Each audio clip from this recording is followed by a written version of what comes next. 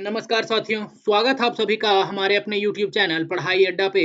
तो आज मैं आप लोगों को फिर से फिजिक्स का एक बहुत ही इंपॉर्टेंट चैप्टर दोस्तों जिसका नाम है करंट एंड इलेक्ट्रिसिटी और इससे भी क्वेश्चंस आते हैं। लगभग 8 टू 10 मार्क्स के क्वेश्चंस आते हैं दोस्तों। तो ये भी चैप्टर आप लोग के लिए बहुत ही इंपॉर्टेंट हो जाता है और इससे भी न्यूमेरिकल्स पूछे जाते हैं आप लोगों को। तो ये चैप्टर आप लोग ध्यान से देखिएगा। एक-एक न्यूमेरिकल्स को हम बहुत ही अच्छे से सॉल्व करेंगे दोस्तों, पूरा कॉन्सेप्ट के साथ। कैसे फॉर्मूला आया, हर एक फॉर्मूला को बताते हुए चलेंगे दोस्तों। तो आप लोग हर एक क्वेश्चन को बहुत ही ध्यान से देखिएगा, तो आप लोग को अच्छे से समझ में आएगा। तो हम लोग चलते हैं अपने पहले क्वेश्चन की ओर दोस्तों। और यहाँ पे हमारा फर्स्ट ही क्वेश्चन बोल रहा है क्या, define define specific resistance and SI and states it's SI unit. मतलब स्पेसिफिक रेजिस्टेंस क्या होता है और उसका एसआई यूनिट हमें पूछ रहा है।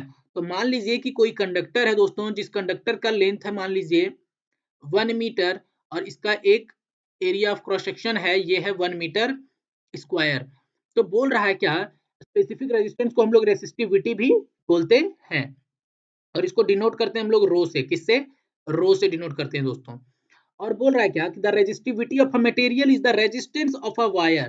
तो रेजिस्टिविटी कुछ नहीं होता, किसी भी वायर का रेजिस्टेंस ही होता है अगर उस वायर का क्या हो, लेंथ, यूनिट लेंथ हो और unit area of cross section हो। तो उसमें जो रेजिस्टेंस आता है वही हमारा रेजिस्टिविटी कहलाता है या फिर स्पेसिफिक रेजिस्टेंस कहलाता है। मींस एक यूनिट अमाउंट ऑफ लेंथ वाले वायर में, एक यूनिट अमाउंट वाले लेंथ और unit area of cross section वाले वायर में जितना रेजिस्टेंस लगता है दोस्तों, वही रेजिस्टेंस हमारा क्या कहलाता है, रेजिस्टिविटी कहलाता है। और इसको हम लोग डिनोट करते हैं रो से। और हम लोग एक फॉर्मूला भी जानते हैं दोस्तों कि अगर कोई वायर है जिसका लेंथ है एल और इसका क्रॉस सेक्शन एरिया ए है, यहाँ से एक रेजिस्टेंस का फॉर्मूला आता है R equal to rho L upon A. यहाँ पे रो जो है हमारा, यही कांस्टेंट क्या कहलाता है, रेजिस्टिविटी कहलाता है दोस्तों। क्या कहलाता है? रेजिस्टिविटी। तो यहाँ से हम जानते हैं कि रेजिस्टेंस का यूनिट होता है ओम। और अगर यहाँ से ये लेंथ भी हमारा क्या है, आप देख रहे हैं यहाँ पे, अगर हम इसको फॉर्मूला पे अगर लाने का सोचे तो ऐसे लिखेंगे, एल अपॉन, यहीं पे रखेंगे तो R into A, R into A upon L. हम जानते हैं कि लेंथ भी हमारा, लेंथ का यूनिट होता है मीटर, एरिया का यूनिट होता है मीटर स्क्वायर। तो मीटर स्क्वायर से मीटर गया दोस्तों और रेजिस्टेंस का यूनिट होता है ओम। तो ओम और 1 मीटर यहाँ पे बचा ओम मीटर। इस हिसाब से रेजिस्टिविटी का यूनिट क्या हो जाएगा दोस्तों, ओम मीटर। क्या हो जाएगा? Ohm metre. अब हम चलेंगे अपने next question, question number B. यहाँ पे आप देखिए बोल रहा है an electric bulb of resistance 500 ohm. एक इलेक्ट्रिक बल्ब है जिसपे रेजिस्टेंस कितना है दोस्तों, 500 ओम है। Draws a current of 0.4 ampere, जो कि कितने करंट को खींच रहा है, 0.4 एम्पियर करंट को वो ड्रॉ कर रहा है। तो पूछ रहा है मैं, calculate the power of the bulb and potential difference at its and. तो उस बल्ब का पावर बताइए कितना होगा और उसके अक्रॉस में उसका पोटेंशियल डिफरेंस कितना होगा। मतलब पी और भी हमें पूछ रहा है दोस्तों।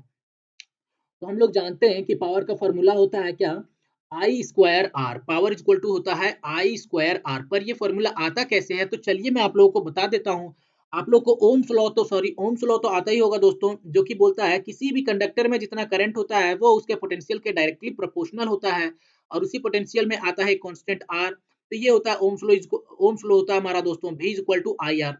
तो हम यहाँ से क्या करेंगे, इस I को हम लिख सकते हैं दोस्तों क्या, चार्ज बाय टाइम। क्योंकि करंट क्या होता है, the rate of flow of charge, the rate of flow of charge होता है। तो यहाँ से हम I को लिख सकते हैं Q बाई टी। और इस R को अगर हम ओम्स लॉ हमारा होता है V equal to I R, यहाँ से R को लिखना चाहें तो R को यहीं पे रखेंगे तो ये हो जाएगा V बाई आई। तो यहाँ से R को लिख सकते हैं V बाई आई और ये हमारा हो गया दोस्तों Q बाई टी और ये है V। अब यहाँ से हम देख रहे हैं कि हम जानते हैं दोस्तों एक और फॉर्मूला, W इक्वल टू होता है क्यू भी। मतलब क्या होता है, V equal to W upon Q इसको बोल सकते हैं। तो यहाँ से इस V के जगह पे हम लिखें W बाई क्यू। तो यहाँ पे हो जाएगा हमारा दोस्तों क्या, W by Q into I into Q upon T. तो ये क्यू से क्यू कैंसिल हो जाएगा और W by T work done by time हमें क्या देता है दोस्तों, पावर देता है, पावर बाई करंट। और ये V को भी हम लिख सकते हैं आई आर। तो यहाँ से हमारा आ गया पावर इज इक्वल टू, देखिए दोस्तों यहाँ से हमारा आ गया power is equal to I square R. तो आप लोग को इसको नहीं देखना है, ध्यान नहीं देना है, आप लोग को बस सिंपल सा फॉर्मूला जो है वो याद रखना है कि पावर का फॉर्मूला क्या होता है, आई स्क्वायर आर। उसी के बेसिस पे ये न्यूमेरिकल सॉल्व होगा दोस्तों। तो मैं ये आप लोग को समझा दिया कि ये आई स्क्वायर आर जो है वो कैसे आया। तो मैं इसे इरेज कर देता हूँ, 2 मिनट हमें दीजिएगा दोस्तों, फिर आपको ये न्यूमेरिकल पूरा सॉल्व करके बताता हूँ। तो आप लोग देख सकते हैं कि यहाँ पे पावर का फॉर्मूला हमने लगाया, पावर का फॉर्मूला लगाया हमने आई स्क्वायर आर।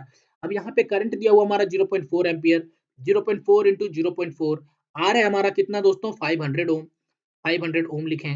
यहाँ से पावर का यूनिट होता है वॉट, पावर का यूनिट क्या होता है, वॉट होता है, क्या होता है वॉट। तो यहाँ से हमारा पावर आ गया कितना दोस्तों, 80 वॉट का पावर आ गया। उसी तरीके से पोटेंशियल डिफरेंस पूछ रहा है, तो हम जानते हैं V इज इक्वल टू होता है I R, V is equal to I R, current हमें पता है, रेजिस्टेंस हमें पता है, तो 0.4 इंटू 5 जो कि हो गया 200 वोल्ट। तो इस हिसाब से दोस्तों इसका भी सॉल्यूशन हो गया। अब मैं चलता हूं अपने नेक्स्ट क्वेश्चन, क्वेश्चन नंबर 2 की ओर। तो यहाँ पे आप देख रहे हैं कि क्वेश्चन नंबर 2 हमारा क्या बोल रहा है, you have 3 resistors of values 2 ohm, 3 ohm and 5 ohm. आपको 3 रजिस्टर दे दिया है दोस्तों, एक 2 ओम का, एक 3 ओम का और एक 5 ओम का, और बोल रहा है how will you join them so that the total resistance is more than the 7 ओम।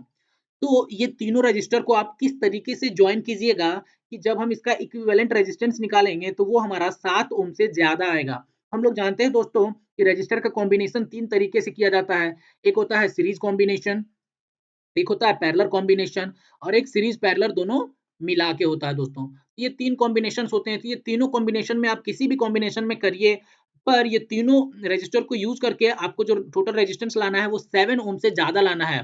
तो देखिए दोस्तों, और draw a diagram for the arrangement, और इसका अरेंजमेंट का डायग्राम भी बनाना है। तो यहाँ तो ये तो उसका डायग्राम हो गया दोस्तों। हम जानते हैं क्या कि in order to get more than the 7 ohm resistance from 3 resistors 2 3 and 5 ohm, we need to connect them in series. तो हमें उन तीनों को किस में कनेक्ट करना होगा दोस्तों, सीरीज में कनेक्ट करना होगा। सोन इन द डायग्राम, जो कि आप देख रहे हैं इस डायग्राम में हमने तीनों रजिस्टर को सीरीज में कनेक्ट कर दिया। तो जब तीनों रजिस्टर सीरीज में कनेक्टेड होते हैं तो दोस्तों आर इक्विवेलेंट क्या होता है, सिंपल सा अलजेब्रिक सम के जैसा लिखा जाता है, R1 plus R2 plus R3। इस हिसाब से अगर हम निकालें तो कितना गया, 10 ओम हो गया दोस्तों।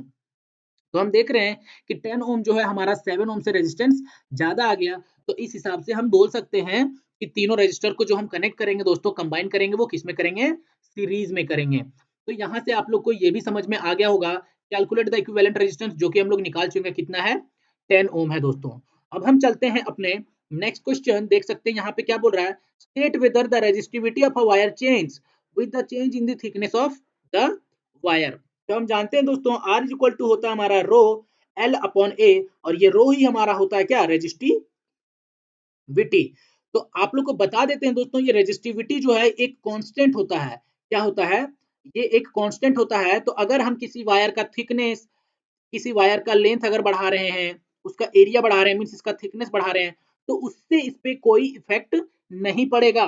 मीन्स अगर हम किसी वायर का रेजिस्टेंस सॉरी लेंथ बढ़ा रहे हैं या उसका एरिया बढ़ा रहे हैं, तो उससे है जो दोस्तों हमारा रेजिस्टिविटी पे कोई इफेक्ट नहीं पड़ेगा, क्योंकि रेजिस्टिविटी एक कांस्टेंट टर्म है, कांस्टेंट क्वांटिटी है। इसकी वजह से इसको बढ़ाने घटाने से हमें उसका वैल्यू बढ़े घटेगा नहीं। तो बोल सकते हैं resistivity of a substance is it's characteristic property and it does not depend and it does not change with the change in the thickness of the wire। मतलब हम अगर वायर का थिकनेस चेंज करेंगे तो उससे रेजिस्टिविटी चेंज नहीं होगा। क्यों, क्योंकि इसका ये एक कैरेक्टरिस्टिक प्रॉपर्टी वाला सब्सटेंस है, मतलब जो कि एक कांस्टेंट है। तो आशा करता हूं कि आप लोगों को ये भी क्वेश्चन समझ में आ गया होगा। अब हम चलते हैं अपने नेक्स्ट क्वेश्चन दोस्तों, क्वेश्चन नंबर 3। तो यहाँ पे आप देख रहे हैं कि क्वेश्चन नंबर 3 हमारा क्या बोल रहा है, find the equivalent resistance between A and B. एक सर्किट दिया, सॉरी एक कॉम्बिनेशन दिया है दोस्तों रेजिस्टेंस का। हमें पूछ रहा है इस ए और बी के अलोंग में इसका इक्विवेलेंट रेजिस्टेंस कितना होगा। तो आप देख रहे हैं दोस्तों कि अगर हम ए से चलना शुरू करें तो ये इधर मूव कर रहे हैं, ये दोनों आपस में किसमें है, पैरेलल में। 6 ओम और 3 ओम पैरेलल में, उसी तरीके से 4 ओम और 12 ओम पैरेलल में है। जब कोई रजिस्टर दोस्तों पैरेलल में कनेक्ट होता है तो उसका जो आर इक्विवेलेंट निकालते हैं वो होता है दोस्तों 1 by R equivalent is equal to 1 by R1 plus 1 by R2, इसी तरीके से निकलता है। और अगर सीरीज में रहता है दोस्तों, अगर ये सारे जो हैं रजिस्टर सीरीज में कनेक्ट रहेंगे तो डायरेक्टली इसका सिंपल अलजेब्रिक सम के जैसा कर देते हैं दोस्तों, R1 प्लस R2, इसी तरीके से। अब यहाँ पे हम देख रहे हैं क्या कि ये जो 6 ओम है और ये 3 ओम जो है, ये दोनों क्या है दोस्तों, पैरेलल में है। तो यहाँ से हम निकाल रहे हैं अपना ये दोनों का इक्विवेलेंट रेजिस्टेंस। तो 1 by R1 is equal to 1 by 6 plus 1 by 3। तो यहाँ से हमारा R1 निकल जाएगा कितना, दोनों का एलसीएम लिए 6 हुआ। 6 का टेबल में 6 1 बार में 1 आया, प्लस 3 का टेबल में 6 2 बार में 1 2 जा 2 आया। इस हिसाब से दोस्तों हमारा R1 आ गया कितना, 2 ओम आ गया। उसी तरीके से ये 4 ओम और ये 12 ओम भी पैरेलल में है, तो ये दोनों का भी उसी तरीके से सेम तरीके से आर इक्विवेलेंट निकालेंगे तो जो आ गया 3 ओम।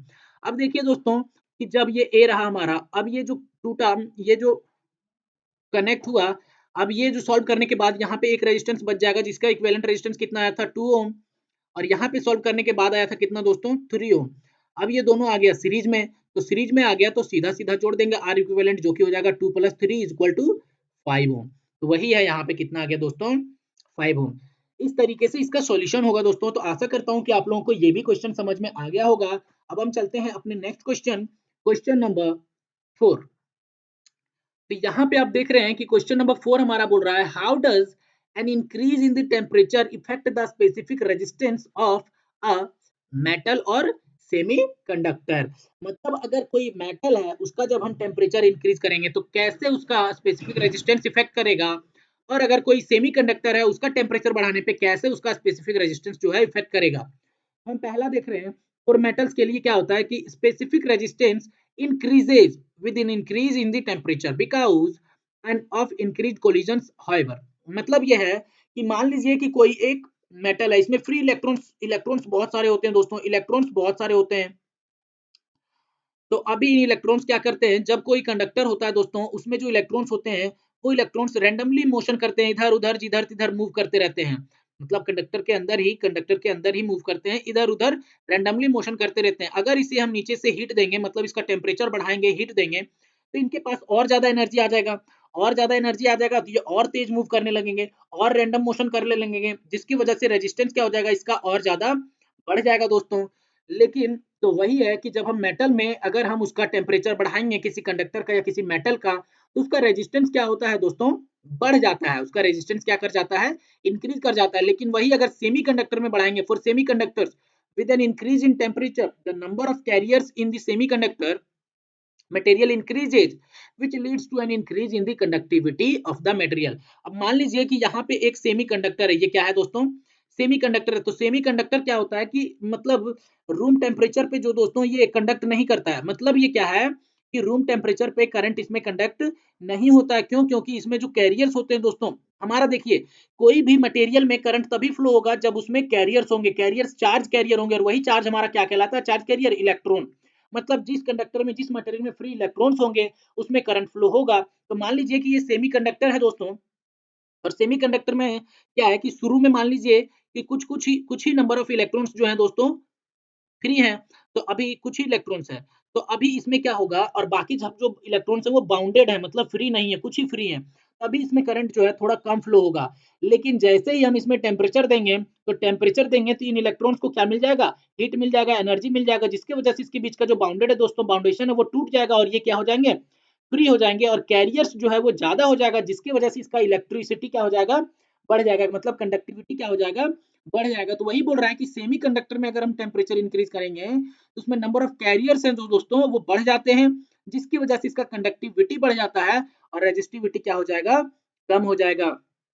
क्या हो जाएगा दोस्तों, रेजिस्टिविटी कम हो जाएगा। तो मतलब अगर कोई मेटल में हम टेम्परेचर बढ़ा रहे हैं तो उसका स्पेसिफिक रेजिस्टेंस भी क्या हो जाएगा, बढ़ जाएगा। लेकिन अगर कोई सेमी कंडक्टर में हम टेम्परेचर बढ़ा रहे हैं तो उसका जो स्पेसिफिक रेजिस्टेंस है दोस्तों वो क्या हो जाएगा, कम हो जाएगा, मतलब उसका कंडक्टिविटी बढ़ जाएगा। तो इस तरीके से अब हम चलेंगे अपने नेक्स्ट क्वेश्चन दोस्तों, क्वेश्चन नंबर 5। तो यहाँ पे आप देख रहे हैं कि क्वेश्चन नंबर 5 हमारा बोल रहा है, calculate the effective resistance across A B. ये ए और बी के अक्रॉस में ये जो इफेक्टिव रेजिस्टेंस है, ये जो कॉम्बिनेशन है, इसका टोटल या फिर इक्विवेलेंट रेजिस्टेंस हमें निकालना है। तो हम देख रहे हैं दोस्तों, मान लीजिए बी से हम मूव करना शुरू करें तो हम देख रहे हैं कि इधर मूव कर रहे हैं तो एक रेजिस्टेंस यहाँ पे 4 है, और ये जो है दोस्तों ये दोनों को हम बोल सकते हैं कि 4 और 5 जो हमारा, ये दोनों क्या है, सेम ही लाइन में है, सेम लाइन में है। सेम लाइन मतलब ये लाइन कहीं ब्रेक नहीं हो रहा है, तो मतलब बोलेंगे कि ये किसमें है, सीरीज में है। किसमें है दोस्तों, सीरीज में है। तो ये 5 और 4 सीरीज में है, तो जब दोनों सीरीज में है तो सीरीज में क्या होता है, डायरेक्टली जुड़ जाता है दोस्तों, अलजेब्रिक सम की जैसा। तो ये दोनों का जो इक्विवेलेंट रेजिस्टेंस हो जाएगा वो कितना हो जाएगा दोस्तों, 9 ओम हो जाएगा। अब यहाँ से ये 9 ओम, अब ये नीचे बचा 3 ओम, और इधर 8 ओम। तो अब यहाँ पे देख रहे हैं ये 3 ओम और ये 9 ओम किस में आ गया दोस्तों, पैरेलल में आ गया। तो अब 9 ओम और 3 ओम को पैरेलल कॉम्बिनेशन में होता है, तो देखिए दोस्तों हम बताए थे कि आर इक्विवेलेंट जब पैरेलल में रहता है तो R1 + R2 लिखते हैं। और अगर इसी को हम सॉल्व करेंगे दोस्तों तो 1/r equivalent is equal to हो जाएगा, एलसीएम लेंगे तो r1 इंटू r2 और ऊपर हो जाएगा r2 प्लस r1। तो यहाँ से हम r इक्विवेलेंट निकालेंगे, इसको उल्टा करेंगे तो ये भी रेसिप्रोकल हो जाएगा, जो कि हो जाएगा r1 into r2 upon r1 plus r2। तो ये यहीं से डिराइव हुआ है, यहाँ पे वो डायरेक्टली फॉर्मूला लगा दिया दोस्तों, r2 इज इक्वल टू क्या हो जाएगा, दोनों का मल्टीप्लाई और दोनों का सम, तो 9 3 जा 27, 3 9 प्लस 3 12, तो जो कि कट के कितना आ गया दोस्तों 9/4 ओम। अब उसी तरीके से अब देख रहे हैं कि ये दोनों किस में आ गया दोस्तों, सीरीज में आ गया, सीरीज में आ गया तो फिर दोनों को जोड़ देंगे, जोड़ने पे कितना आ जाएगा, नीचे एलसीएम लिए 4 8 4 जा 32 प्लस 9 41/4, जो कि पॉइंट में लाए तो 10.25 ओम। तो आशा करता हूं कि आप लोगों को ये भी क्वेश्चन समझ में आ गया होगा दोस्तों। अब हम चलेंगे अपने नेक्स्ट क्वेश्चन, क्वेश्चन नंबर 6। तो यहाँ पे आप देख रहे हैं कि क्वेश्चन नंबर 6 हमारा क्या बोल रहा है कि the diagram above shows a circuit with की ओपन। तो यहाँ पे आप देख रहे हैं कि एक डायग्राम है, सर्किट है जिसमें 3 रेजिस्टर्स हैं, 1 2 और 3, और एक यहाँ पे भी है, और यहाँ पे एक स्विच दिया हुआ है दोस्तों, और इसमें एक बैटरी भी है 3.3 वोल्ट का। तो उसमें क्वेश्चन पूछ रहा है क्या कि calculate the resistance of the circuit when the key is open. जब स्विच ओपन रहेगा, मतलब जब स्विच क्लोज नहीं, मतलब स्विच ऑफ रहेगा, जब जब ऑफ रहेगा तब ये जो 2 ओम का रेजिस्टेंस है और ये 3 ओम का रेजिस्टर जो है, रेजिस्टेंस है दोस्तों, ये वर्क नहीं करेगा, मतलब ये नेग्लेक्ट हो जाएगा, मतलब ये दोनों काम नहीं करेगा। उस टाइम सिर्फ और सिर्फ यही रेजिस्टेंस काम करेगा दोस्तों, ये दोनों नहीं वर्क करेगा जब स्विच ओपन रहेगा तब। तो उस टाइम जो हमारा टोटल रेजिस्टेंस होगा वो हमें पूछ रहा है फर्स्ट क्वेश्चन में। तो हो गया 5 ओम और 0.5 ओम, जो कि हो गया कितना 5 प्लस 0.5 5.5 ओम। तो जब स्विच ऑन रहेगा, सॉरी दोस्तों ऑफ रहेगा, ओपन रहेगा, और फिर ओपन ओपन का मतलब है ऑफ, मतलब अभी स्विच दिया गया नहीं है, तो उस टाइम जो हमारा टोटल रेजिस्टेंस होगा दोस्तों वो कितना होगा 5.5, क्योंकि उस टाइम ये दोनों जो रेजिस्टेंस है ये वर्क नहीं करेंगे। नेक्स्ट क्वेश्चन बोल रहा है क्या, the current drawn from the cell when the key is open. तो इस सेल के थ्रू कितना करंट ड्रॉ होगा, खींचा जाएगा, जब स्विच जो है ओपन रहेगा। तो वोल्टेज हमारे पास है 3.3, और अभी हम करंट सॉरी रेजिस्टेंस निकाल चुके हैं कितना 5.5। तो यहाँ से दोस्तों अगर हम करंट निकालेंगे फॉर्मूला ये वाला लगा के, तो 3.3 हमारा क्या दिया था वोल्टेज, करंट हमें निकालना है, 5.5 हमारा रेजिस्टेंस है, तो I इक्वल टू हो जाएगा 3.3 बाई 5.5, कट करेंगे तो करंट हमारा कितना आ जाएगा 0.6 एम्पियर। उसी तरीके से हमारा नेक्स्ट क्वेश्चन बोल रहा है the resistance of the circuit when the key is close. अब की जो है स्विच जो हम दे दिए दोस्तों, तब जो है ये रेजिस्टेंस वर्क करने लगेगा, तो उस टाइम जो इक्विवेलेंट रेजिस्टेंस होगा हमारा कितना हो जाएगा दोस्तों।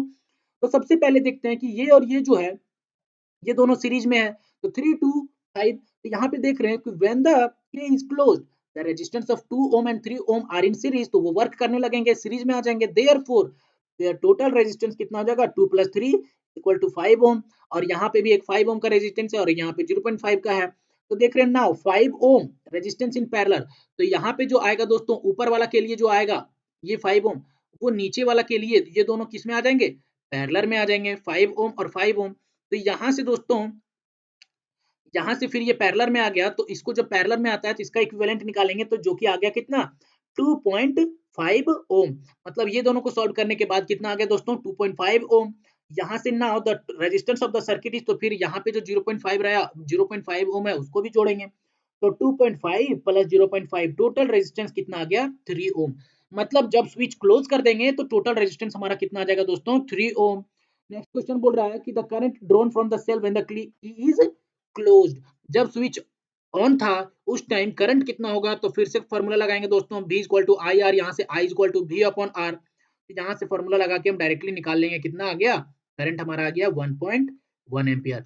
मतलब जब स्विच ऑन नहीं था तब टोटल रेजिस्टेंस हमारा था 5.5, जब स्विच ऑन हो गया तब हमारा टोटल रेजिस्टेंस आया 3.3, जब स्विच ऑफ था ऑन नहीं था तब हमारा करंट उस सर्किट में था 0.6 एम्पियर, लेकिन जैसे ही स्विच ऑन किया तो उस टाइम कितना हो गया करंट दोस्तों 1.1 एम्पियर। तो आशा करता हूं कि आप लोगों को ये भी क्वेश्चन समझ में आ गया होगा। अब हम चलेंगे अपने नेक्स्ट क्वेश्चन, क्वेश्चन नंबर 7 की ओर दोस्तों। तो यहाँ पे आप देख रहे हैं कि क्वेश्चन नंबर 7 हमारा बोल रहा है अ फ्यूज इज रेटेड 8 एम्पियर। एक फ्यूज है, उसमें दिखा हुआ है कितना, लिखा हुआ कितना है 8 एम्पियर का। तो can it be used with an electrical appliances rated 5 kilowatt और 2 वोल्ट 200 वोल्ट, गिव रीजन। बोल रहा है कि एक फ्यूज हमारे पास 8 एम्पियर का फ्यूज है, तो क्या इस फ्यूज का हम लोग इस इलेक्ट्रिक अप्लायंस के लिए यूज कर सकते हैं, जिसका पावर वाट दिया हुआ है, पावर दिया हुआ 5 किलो और वोल्टेज दिया हुआ जिसका 200 वोल्ट। तो हम यहाँ से निकालेंगे इसका करंट। इस अप्लायंस का पहले हम क्या निकालेंगे दोस्तों? करंट निकालेंगे। तो देखिए यहाँ पे the safe limit of current which can flow through the electrical appliance is, हम जानते हैं आई इक्वल टू होता है पी बाई भी, फॉर्मूला होता है दोस्तों। तो यहाँ से हमारे पास जो है पावर कितना दिया हुआ है, के का मतलब है किलो, किलो का मतलब होता है 5000, 1 किलो का मतलब 1000। तो यहाँ से दोस्तों हो गया कितना 5000 वॉट, और वोल्टेज दिया हुआ हमारा कितना 200 वोल्ट।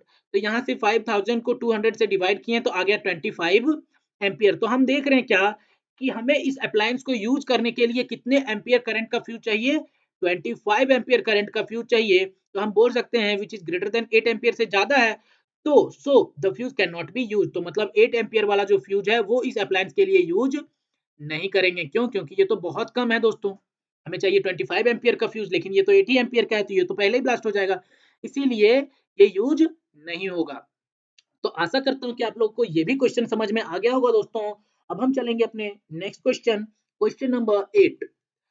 तो यहाँ पे आप देख रहे हैं क्वेश्चन नंबर 8 बोल रहा है an electric iron is rated 220 volt and 2 kilowatt. एक इलेक्ट्रिक आयरन है, एक आयरन है इलेक्ट्रिक आयरन। तो ये जो है दोस्तों इसमें बता रहा है क्या कि इसका जो वोल्टेज है इसमें कितना ले रहा है 220 वोल्टेज यूज हो रहा है, और पावर कितना यूज हो रहा है 2 किलोवाट, मतलब 2000 वाट यूज हो रहा है पावर।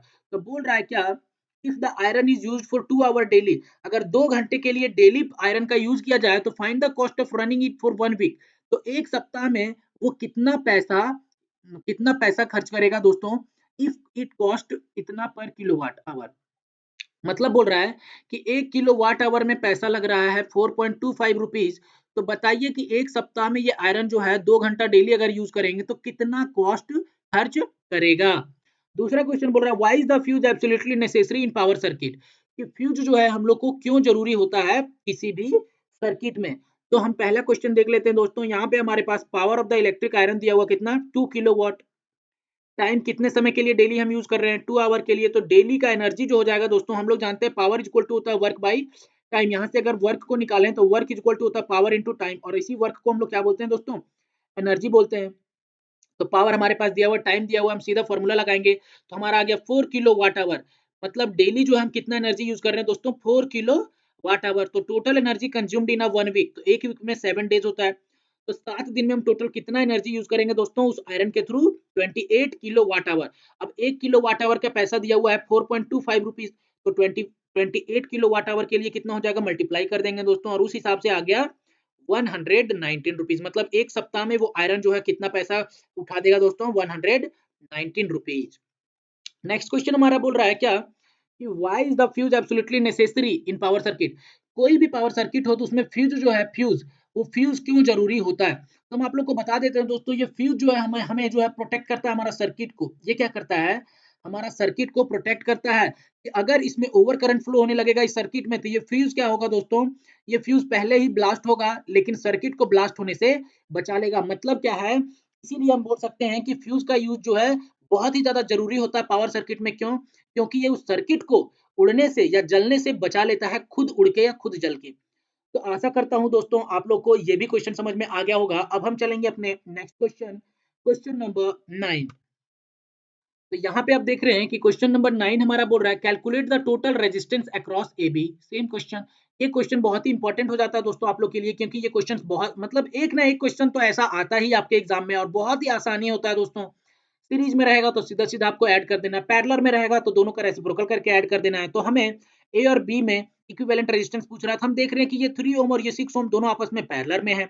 हम पहले पैरेलल का निकाल लेंगे दोस्तों, तो जो कि आएगा 1/3 प्लस 1/6। इस तरीके से हम सॉल्व करेंगे तो हमारा आ जाएगा एलसीएम 6, यहाँ पे आ गया 3 2 जा 6, 2 प्लस 1 3/6 1/r1। तो यहाँ से 1/r1 इक्वल टू आ गया कितना दोस्तों 1/2। तो इसको जब रेसिप्रोकल करेंगे तो R1 आ जाएगा कितना 2 ओम।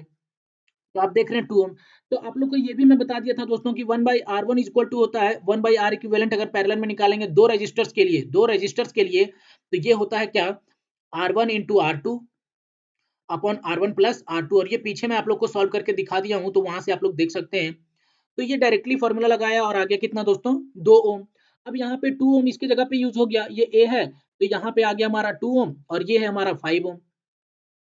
और यहाँ पे आ गया 2 ओम। अब ये दोनों हो गया सीरीज में हो गया तो सीधा सीधा ऐड कर देंगे दोस्तों R1 प्लस R2 जो कि हो गया 5 प्लस 2 7 ओम। तो इस हिसाब से दोस्तों ये भी क्वेश्चन आप लोगों को समझ में आ गया होगा। अब हम चलेंगे अपने नेक्स्ट क्वेश्चन नंबर 10 की ओर। तो चलिए दोस्तों अब हम देखते हैं कि क्वेश्चन नंबर 10 हमारा क्या बोल रहा है। फर्स्ट क्वेश्चन है व्हाट आर सुपर कंडक्टर्स। तो सुपर कंडक्टर्स दोस्तों ऐसा सब्सटेंस होता है जिसमें क्या होता है कि उसका जो रेजिस्टेंस है दोस्तों वो क्या हो जाता है जीरो। जिस भी सब्सटेंस का रेजिस्टेंस जीरो हो जाए तो और उसका करंट जो है दोस्तों वो हो जाता है इनफाइनाइट। कितना हो जाता है इनफाइनाइट, मतलब उसमें करंट हमेशा फ्लो करते रहेगा। मतलब a superconductor is a substance of zero resistance or infinite conductance at a very low temperature। मतलब कोई भी सब्सटेंस सुपर कंडक्टर जो है वो तभी कहलाएगा जब उसमें रेजिस्टेंस जीरो हो और उसका कंडक्टेंस इनफाइनाइट हो दोस्तों, और साथ ही साथ उसका टेम्परेचर लो हो। जैसे कि हम लोग एग्जांपल में अगर लें तो मरकरी को अगर 4.2 केल्विन से नीचे तक ले जाएंगे ना दोस्तों तो मरकरी जो है एक सुपर कंडक्टर की तरह बिहेव करने लगता है। मतलब उसमें जो रेजिस्टेंस है वो क्या हो जाएगा, जीरो हो जाएगा। इसी तरीके से हमारा नेक्स्ट क्वेश्चन बोल रहा है दोस्तों question number 2, calculate the current drawn by the appliance rated 110 watt and 220 volt when connected across a 220 volt supply. हम लोग जानते हैं दोस्तों कि W इज इक्वल टू दिया हुआ है 110 वाट और वोल्टेज दिया हुआ 220 वोल्ट। तो करंट यहाँ पे फॉर्मूला हम जानते हैं दोस्तों I इज इक्वल टू होता है W बाई V। तो यहाँ से हम W का वैल्यू रखें, V का वैल्यू रखें और इस हिसाब से करंट हमारा कितना आ गया 0.5 एम्पियर। मतलब the hints the current drawn by the appliance, मतलब ये जो अप्लायंस है उसके द्वारा कितना करंट ड्रॉ किया जा रहा है दोस्तों 0.5 एम्पियर। नेक्स्ट क्वेश्चन हमारा बोल रहा है name a substance which resistance decreases with increase in temperature. मतलब एक ऐसा सब्सटेंस का नाम बताइए जिसका रेजिस्टेंस जो है वो कम होता है टेम्परेचर बढ़ाने से। तो वो हो जाएगा सेमीकंडक्टर, जो कि पीछे मैं आप लोगों को बता चुका हूँ। सेमीकंडक्टर एक ऐसा सब्सटेंस होता है दोस्तों जिसका टेम्परेचर बढ़ाने पे उसका रेजिस्टेंस क्या होता है, डिक्रीज होता है। रेजिस्टेंस क्या होता है दोस्तों, decrease. Such as carbon, silicon, it decreases with increase in temperature. तो अब हम चलेंगे दोस्तों नेक्स्ट क्वेश्चन नंबर 11 की ओर। तो यहाँ पे आप देख रहे हैं क्वेश्चन नंबर 11 हमारा बोल रहा है क्या, the diagram above shows three resistors connected across a cell. एक सेल है जिसका ईएमएफ है दोस्तों कितना 1.8 वोल्ट। उसमें तीन रेजिस्टर्स कनेक्टेड है, 3 ओम का, 4 ओम और 1.5 ओम का। इंटरनल रेजिस्टेंस भी उसमें दिया हुआ है दोस्तों, कितना है पता नहीं पर इंटरनल रेजिस्टेंस आ रहा है। कैलकुलेट करने बोल रहा है करंट थ्रू 3 ओम रेजिस्टेंस। तो ये जो 3 ओम है, ये जो 3 ओम रेजिस्टेंस है इसके थ्रू कितना करंट पास होगा वो हमें फाइंड करने बोल रहा है। तो हम आप लोग को एक चीज बता देते हैं दोस्तों कि जब कभी रजिस्टर सीरीज में कनेक्टेड रहेंगे, जब कभी रजिस्टर सीरीज में कनेक्टेड रहेंगे तो जो करंट होगा दोस्तों वो कांस्टेंट होगा। मतलब इतना करंट हम इसमें सप्लाई करेंगे इस सर्किट में उतना ही इस R1 के पास भी वही करंट आएगा, R2 के पास भी वही करंट आएगा। लेकिन अगर जब दो रजिस्टर्स आपस में पैरेलल में कनेक्टेड है तो ये करंट जो हम सप्लाई करते हैं दोस्तों आई, ये डिवाइड हो जाता है दो पार्ट में दोस्तों, I1 और I2। मतलब करंट भी क्या हो जाता है डिवाइड। तो यहाँ पे हम देख रहे हैं कि यहाँ से जो करंट जा रहा है मेरा 0.3 एम्पियर, ये कनेक्ट करंट यहाँ तक तो सेम आएगा 0.3, लेकिन यहाँ के बाद ये दो पार्ट में डिवाइडेड हो जाएगा दोस्तों, जिसको हम लोग मान लेंगे I1 और I2। तो इस तरीके से हमें पूछ रहा है कि 3 ओम रेजिस्टेंस के थ्रू कितना करंट पास होगा। हम लोग जानते हैं the equivalent resistance Rp of resistance 3 ohm and 1.5 ohm joined in parallel is given by. अब देख रहे हैं कि 3 ओम रजिस्टर और ये 1.5 ओम रजिस्टर दोनों किसमें पैरेलल में है, तो दोनों का जो इक्विवेलेंट रेजिस्टेंस आएगा दोस्तों वो आएगा मेरा 1 by RP equal to 1 by 3 plus 1 2 by 3। LCM लिए 3 बाई 3 हो गया, कट के आया 1 ओम। 1 ओम आ गया मेरा इसका इक्विवेलेंट रेजिस्टेंस। तो from V equal to I R हम फॉर्मूला जानते हैं according to Ohm's law, V equal to क्या होता है आई आर। यहाँ से the potential drop across this combination, तो यहाँ पे पोटेंशियल होगा मेरा वो कितना होगा, यहाँ पे भी कितना होगा वो हम फाइंड करेंगे कैसे, इस फॉर्मूला से। करंट हमें पता है कितना है दोस्तों 0.3 एम्पियर। मतलब इस सर्किट में कितना वोल्टेज आएगा वो हम फाइंड करेंगे कैसे। तो करंट है हमारा 0.3 एम्पियर और हम रेजिस्टेंस निकाल चुके 1 ओम। तो यहाँ से मेरा आ गया कितना 0.3 वोल्ट का पोटेंशियल आ गया। तो अब जो है करंट जो है इस 3 ओम रेजिस्टेंस के थ्रू कितना आएगा दोस्तों, तो current through 3 ohm resistance is equal to voltage by resistance. कितना आ जाएगा voltage by resistance V upon R। Formula लगाएंगे ओम्स लॉ का और वहां पे V का वैल्यू हमारा कितना है दोस्तों 0.3, R का वैल्यू कितना 3, तो कट के आया कितना 0.1। मतलब इस 3 ओम रेजिस्टर्स के थ्रू कितना करंट फ्लो होगा दोस्तों 0.1 एम्पियर करंट फ्लो होगा। उसी तरीके से नेक्स्ट क्वेश्चन हमारा बोल रहा था इंटरनल रेजिस्टेंस आर, ये हमें इंटरनल रेजिस्टेंस आर फाइंड करना है। हम जानते हैं total resistance of the circuit, total resistance इस सर्किट में कितना हो जाएगा, तो जो हम आरपी निकालें वो प्लस 4 ओम ये वाला, फिर ये टोटल इंटरनल रेजिस्टेंस, तो यहाँ से टोटल रेजिस्टेंस कितना आ गया इस सर्किट का 5 प्लस इंटरनल रेजिस्टेंस ओम। तो हम करंट इज इक्वल टू जानते हैं, भी इक्वल टू जानते हैं क्या होता है दोस्तों, आई आर, और यहाँ से आई इज इक्वल टू होता है भी अपॉन आर, और हमें आई पता है कितना है सर्किट में 0.3 एम्पियर, और भी पता है हमें कितना 1.8 वोल्ट दिया हुआ है। अब पूछ रहा है क्या, इंटरनल रेजिस्टेंस, तो टोटल रेजिस्टेंस नीचे रखेंगे दोस्तों, एकदम जस्ट यही फॉर्मूला यहाँ पे लगाएंगे। अब यहाँ पे 0.3, ये दोनों, ये जो 5 प्लस आर है दोस्तों, ये इधर आ जाएगा क्रॉस मल्टीप्लाई में, तो ये दोनों मल्टीप्लाई होगा, इधर बचेगा 1.8, मल्टीप्लाई किए दोनों से, इधर बचा 1.8, 0.3 इंटू 5 को मल्टीप्लाई करेंगे तो हो जाएगा 1.5 प्लस 0.3 इंटू आर, अब इक्वल टू 1.8, तो यहाँ पे 1.5 जो है दोस्तों इधर आ गया, तो ये सब्ट्रैक्ट में, इधर प्लस में है तो इधर आके माइनस में हो गया, यहाँ से हमारा आर आ गया कितना 1 ओम, तो इंटरनल रेजिस्टेंस भी कितना होगा दोस्तों 1 ओम होगा। तो आशा करता हूँ कि आप लोगों को ये भी क्वेश्चन समझ में आ गया होगा। अब हम चलेंगे अपने नेक्स्ट क्वेश्चन, क्वेश्चन नंबर 12 की ओर। तो चलिए दोस्तों अब हम देखते हैं कि क्वेश्चन नंबर 12 हमारा क्या बोल रहा है, when a current I flows through a wire of resistance R for time t, then the electrical energy produced is given by। तो हम जानते हैं दोस्तों यहाँ पे रिलेशन होता है इसका क्या, हम लोग जानते हैं ओम्स लॉ बोलता है हमारा V equal to I R, यहाँ से हम V को हम जानते हैं V इक्वल टू होता है W बाई क्यू, और ये है आई आर, और हम जानते हैं दोस्तों करंट इज इक्वल टू होता है Q by T, charge upon time, तो यहाँ से चार्ज हमारा क्या आ जाएगा आई टी, तो ये आई टी का वैल्यू हम यहाँ पे रखेंगे तो हो जाएगा W upon I T is equal to I R. इस हिसाब से दोस्तों W इक्वल टू हो जाएगा, ये इधर मल्टीप्लाई हो जाएगा तो आ जाएगा आई स्क्वायर आर टी, यही रिलेशन हो जाएगा इसका आंसर, मतलब कितना इलेक्ट्रिकल एनर्जी प्रोड्यूस करेगा दोस्तों आई स्क्वायर आर टी। कोई वायर में जिसमें करंट आई फ्लो हो रहा है, रेजिस्टेंस आर और टी टाइम तक फ्लो हो रहा है, तो उसमें कितना इलेक्ट्रिकल एनर्जी प्रोड्यूस करेगा दोस्तों आई स्क्वायर आर टी, ये ऐसे लिखा हुआ है दोस्तों I square R T. Next question बोल रहा है choose the correct relation for EMF and terminal voltage. तो हम लोग जानते हैं दोस्तों क्या, कि मान लीजिए कि ये एक दो रॉड है, इलेक्ट्रोड है दोस्तों, और इस तरीके से ये टर्मिनल इस पे कनेक्टेड है दोस्तों। तो हम जानते हैं कि अगर इस टर्मिनल में जो करंट फ्लो होता है उसे हम बोलते हैं दोस्तों, इसमें जो ये टर्मिनल के अक्रॉस जो वोल्टेज होता है उसे हम बोलते हैं टर्मिनल वोल्टेज, और पूरा कंप्लीट सर्किट में जो वोल्टेज होता है दोस्तों उसको हम लोग बोलते हैं ईएमएफ, और अंदर में जो वोल्टेज ड्रॉप होता है दोस्तों उसको बोलते हैं voltage drop in a cell, voltage drop in a cell. और यहाँ से ईएमएफ इज इक्वल टू हमारा आता है दोस्तों terminal voltage, terminal voltage plus voltage drop in a cell, ये दोनों का सम होता है। तो इस रिलेशन से हम बता सकते हैं ई तो भी के बराबर होगा नहीं, ईएमएफ जो है टर्मिनल वोल्टेज के बराबर होगा, तो ये तो पॉसिबल नहीं है। टर्मिनल वोल्टेज तो कभी ईएमएफ से ज्यादा होगा नहीं, क्योंकि ईएमएफ दोनों को जोड़ के आ रहा है, तो ऑब्वियस बात है कि टर्मिनल वोल्टेज और वोल्टेज ड्रॉप जो है ईएमएफ से कम होगा, तो उस हिसाब से हो जाएगा आंसर ये, मतलब ईएमएफ जो है वो हमेशा ज्यादा रहेगा किससे दोस्तों, टर्मिनल वोल्टेज से। जैसे कि यहाँ पे लिखा हुआ when a cell is used to send current to an external circuit, its terminal voltage V is less than its EMF, hence terminal voltage हमेशा किससे कम होगा दोस्तों, ईएमएफ से कम होगा। अब यहाँ पे हमारा नेक्स्ट क्वेश्चन बोल रहा है क्या, कि एक सेकंड दोस्तों,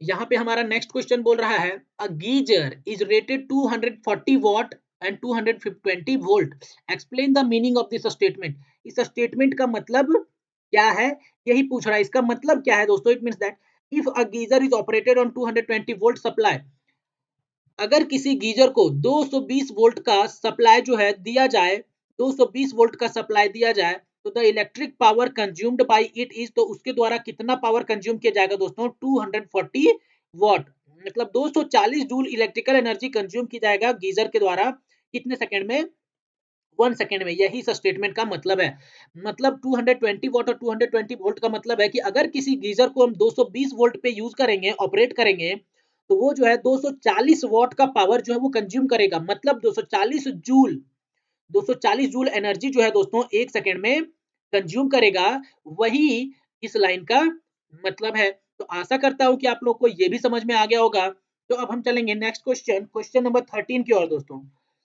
तो यहाँ पे आप देख रहे हैं क्वेश्चन नंबर 13 मेरा फिर वही, ये क्वेश्चन मैं आप लोग को बता चुका हूं, डिफाइन स्पेसिफिक रेजिस्टेंस, इसी को हम लोग रेजिस्टिविटी बोलते हैं। तो रेजिस्टिविटी कुछ और नहीं होता बल्कि किसी कंडक्टर में रेजिस्टेंस को ही बोलते हैं रेजिस्टिविटी, लेकिन वो जब यूनिट लेंथ हो और यूनिट क्रॉस सेक्शन एरिया हो उसमें जो रेजिस्टेंस होता है दोस्तों उसी को हम लोग क्या बोलते हैं, रेजिस्टिविटी बोलते हैं। तो यहाँ पे डेफिनेशन लिखा हुआ है, नेक्स्ट क्वेश्चन बोल रहा है what happens to the specific resistance of a conductor if its length is double. बोल रहा है क्या दोस्तों कि कोई कंडक्टर है जो अभी एल लेंथ का है, अगर इसका लेंथ जो हम डबल कर दें 12 कर दें तो इसके स्पेसिफिक रेजिस्टेंस में क्या इफेक्ट पड़ेगा। तो ये भी मैं आप लोग को पीछे भी बता चुका था दोस्तों कि स्पेसिफिक रेजिस्टेंस जो होता है ये एक कांस्टेंट होता है, तो वायर का लंबाई या थिकनेस उकनेस बढ़ाने घटाने से इस पे कोई इफेक्ट नहीं पड़ता है। तो वही चीज है, specific resistance of a wire remains unchanged since it does not depend on the dimension of the wire, क्योंकि ये लेंथ ब्रेथ या फिर हाइट वाइट थिकनेस उकनेस पे डिपेंड नहीं करता।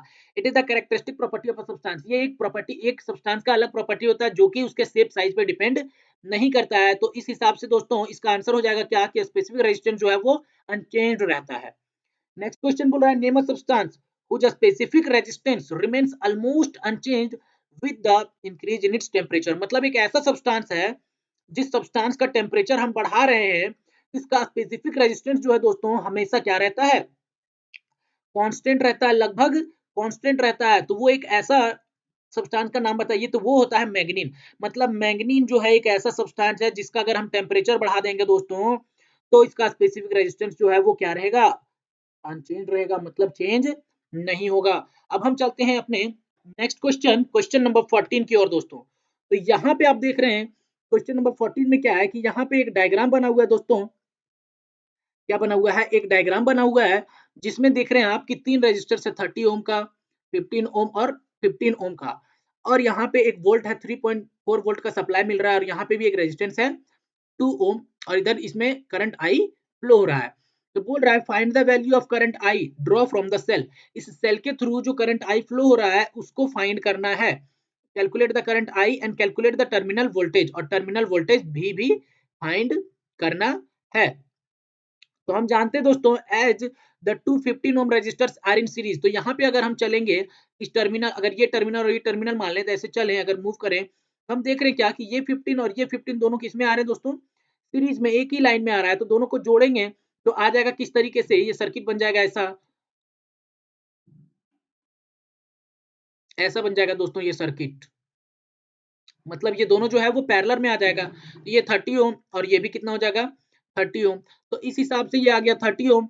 नाउ अब जब ये दोनों किस में आ गया दोस्तों, पैरेलल में आ गया, तो यहाँ से हम पैरेलल वाला निकालेंगे 1/30 प्लस 1/30 जो कि आ जाएगा 15 ओम। तो यहाँ से ये दोनों का जब हम आर इक्विवेलेंट निकालेंगे तो वो आ गया कितना दोस्तों 15 ohm. Now the total resistance of the circuit, ये इधर आ गया 15, और यहाँ पे जो 2 ओम रेजिस्टेंस है दोस्तों वो टोटल इस सर्किट में कितना रेजिस्टेंस फ्लो हो रहा है 17 ओम का हम यहाँ पे निकालनी है। अब हम जानते हैं I इज इक्वल टू होता है EMF upon total resistance, total resistance, तो टोटल रेजिस्टेंस हम निकाल चुके हैं 17 ओम, और ईएमएफ हमारा दिया हुआ कितना 3.4 वोल्ट। तो उस हिसाब से दोस्तों हम यहाँ पे लगाएंगे फॉर्मूला, तो हमारा आ जाएगा ये 3.4 वोल्ट अपॉन कितना है रेजिस्टेंस 17 ओम। तो यहाँ से हम निकालेंगे तो आंसर आ जाएगा मेरा कितना दोस्तों 0.2 ओम, क्योंकि 17 1 17 17 2 34, 0.2 एम्पियर करंट जो है इस सर्किट में, इस सेल में फ्लो होगा, कितना दोस्तों 0.2 एम्पियर। नेक्स्ट क्वेश्चन बोल रहा है कैलकुलेट द टर्मिनल वोल्टेज, तो हम जानते हैं टर्मिनल वोल्टेज इक्वल टू होता है ईएमएफ माइनस आई आर, क्योंकि ईएमएफ इज इक्वल टू होता है terminal voltage plus voltage drop in a cell. तो यहाँ से हम निकालेंगे भी, निकालेंगे तो भी हमारा हो जाएगा epsilon minus sorry terminal voltage minus I R is equal to terminal voltage. तो यहाँ से हम निकाल चुके हैं दोस्तों, ये कितना दिया हुआ है क्वेश्चन में 3.4 वोल्ट, आई हम निकाल चुके हैं कितना आया 0.2 एम्पियर, और आर जो है दोस्तों इसमें कितना दिया हुआ है 2 ओम। तो यहाँ से जब पुट करके हम निकालें तो आया 3.4 माइनस 0.4 जो कि आ गया 3 वोल्ट का। हमारा जो टर्मिनल वोल्टेज आ गया वो कितना आ गया दोस्तों 3 वोल्ट आ गया। तो आशा करता हूं कि आप लोगों को ये क्लास बहुत ही अच्छा लगा होगा दोस्तों, और अगर अच्छा लगा होगा तो कमेंट कीजिएगा दोस्तों, और अगर किसी भी तरीके का कोई भी दिक्कत होगा तो आप लोग कमेंट जरूर कीजिएगा, मैं उन सारे दिक्कतों का आप लोग को सॉल्यूशन दूंगा दोस्तों। तो आप लोग अपने दोस्तों को जहां भी हो सकता है दोस्तों, आप लोग अपने दोस्तों तक इसको शेयर कीजिए दोस्तों, जितना से जितना ज्यादा हो सकता है शेयर कीजिए और लाइक कीजिए और कमेंट कीजिए। और अगर आप लोगों को इस क्लास का पीडीएफ चाहिए दोस्तों तो आप लोग टेलीग्राम में जाके इस चैनल को सर्च करें और ज्वाइन करें, ताकि आप लोग को हर क्लास का पीडीएफ जो है इसी टेलीग्राम चैनल पे मैं अपलोड कर देता हूं, तो आप लोग को वहां से मिल जाएगा दोस्तों।